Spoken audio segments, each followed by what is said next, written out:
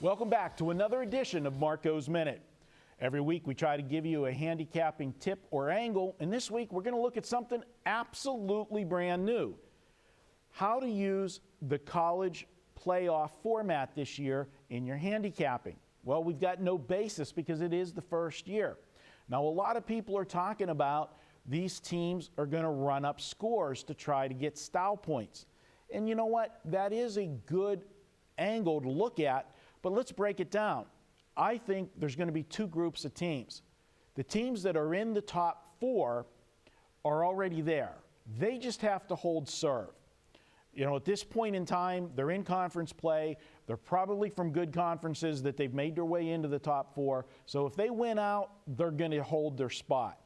And a lot of times, you're going to play conservative, maybe playing not to lose instead of playing to win. Vegas knows that the public's thinking they're going to run up the score. So you're going to pay a premium for all the teams in the top four and the teams just on the outside looking in.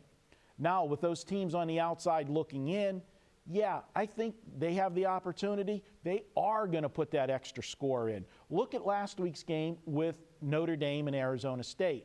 Arizona State had the game put away, yet they punched that last touchdown in at the end of the game. Most coaches would not do that when a game is done and you've got it won. But they're going for style points because they were so far on the outside looking in. Maybe it did work. That dominating win over Notre Dame had them jump a lot of spots last week, so now they can start to sniff the top four. And I think that's an angle to look at. I know Vegas is going to make you pay a premium for it, but at least if you know your coach is not going to sit on a lead, I don't mind laying an extra point on a game.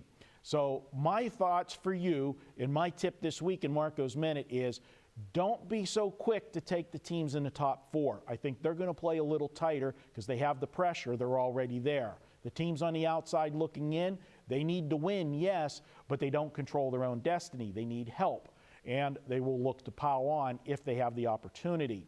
And one last final thing. Over the years, a lot of handicappers used as a tool, they like to take home underdogs if they were playing the #1 team in the country. You got a jacked up crowd. Brian mentioned it in a video earlier when LSU was playing Alabama. There was 100,000 people inside the stadium. There was 200,000 around the stadium partying and watching the game. It's a big event, pulling for their home team.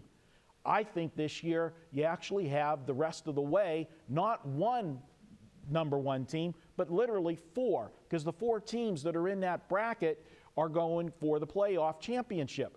And these teams, when they face one of those teams, this is their national championship game. If they can't play in it, the next best thing is to knock somebody else out. That's my Marco's Minute for this week. I know it's more than a minute, but I hope it helps you pick some winners this weekend. We'll be back next week with another Marco's Minute.